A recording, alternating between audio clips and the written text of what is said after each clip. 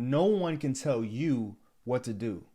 Even as a coach, I can offer my advice, I can give you statistics on similar scenarios I've seen in the past, but it feels unethical to try and force you to do anything. Honest moment here, all right? I had a client that recently fired me, actually. She let me go.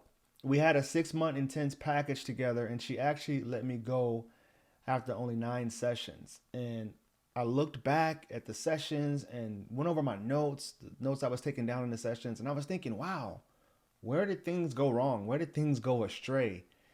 And I figured it out. The issue was that she wanted me to give her clear direction, almost like a command on what to do with her life. And I didn't feel like it was ethical for me to do that. And these weren't just small decisions. These were big issues like, should I quit my job or should I get a divorce? And I'm not the one that has to live with those decisions, with that narrative that you set for yourself. I can't do that. So it felt really uncomfortable for me to advise her on doing something like that because I can't pay your bills. All I can do is lay out the current obstacles and potential obstacles that will arise when you reach those forks in the road.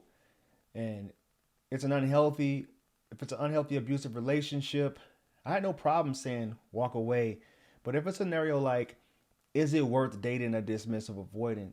That decision is based on individual scenarios and something that I would need to know a lot more about before I can give you clear guidance on what to do. In today's video, I'm going to dive a little bit deeper around this topic and lay out some of the pros and the cons. I'm going to do the cons first that I've seen with working with a dismissive avoidant.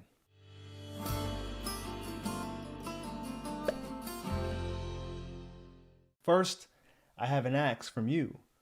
I've been making content on YouTube for over 5 years now, and I've enjoyed every minute of the community that we've built. And I just need to ask you guys one thing to do for me. If you're enjoying this content and you feel it's been helpful, that you subscribe to the channel. That's it. This helps me to continue to make more content to help enrich and heal people's lives. Thank you. First, we're going to talk about the unhealthy side effects of dating a dismissive avoidant. I've seen individuals that run the risk of becoming more avoidant themselves if they date someone that's an avoidant. So if you were someone who had an insecure attachment style in that relationship, there tends to be a desensitization that occurs during that relationship with the avoidant. Depending on the length of the time you were with them, of course, the backlash of giving too much with an avoidant causes the anxious attacher to be more ambivalent with partners because they don't know if the person will turn avoidant and start to neglect their needs like the previous relationship with that avoidant. Another thing that I see is a person not feeling fulfilled in that relationship. There's a deep longing for more than what you get in a relationship with an avoidant. This can even be for securely attached people who feel as if the relationship has either stagnated or plateaued or even run its course. I'm a firm believer that we get into relationships to give, right? So attaching to someone should be a selfless act.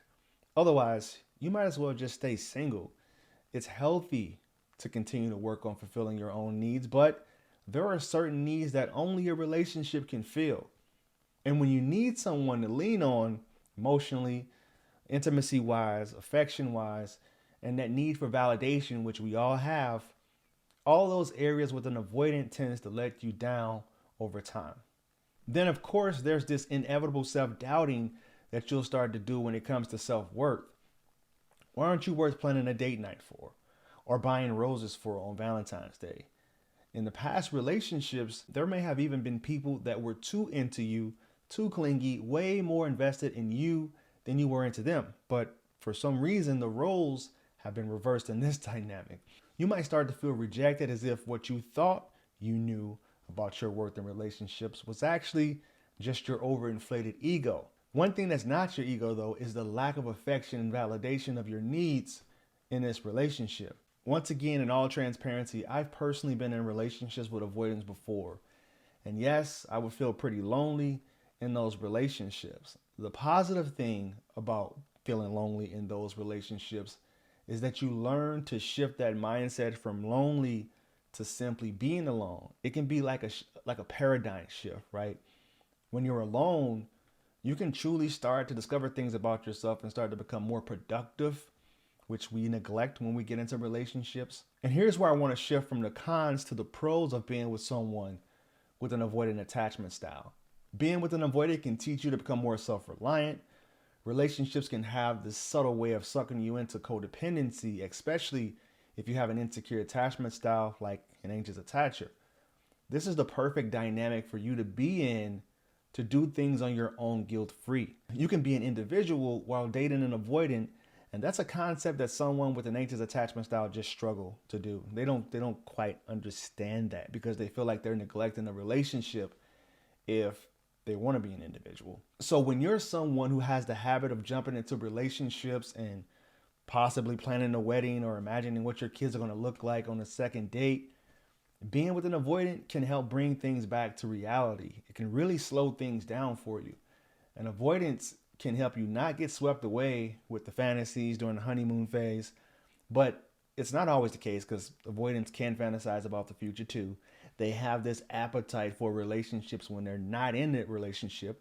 But when they get into it, their bellies get filled pretty fast. And let's not even get into their emotional bandwidth when it comes to being able to support someone emotionally in ways that people need to be supporting in relationships. So those are all I have for you guys. And if you found this video of any value, please like, comment, and share.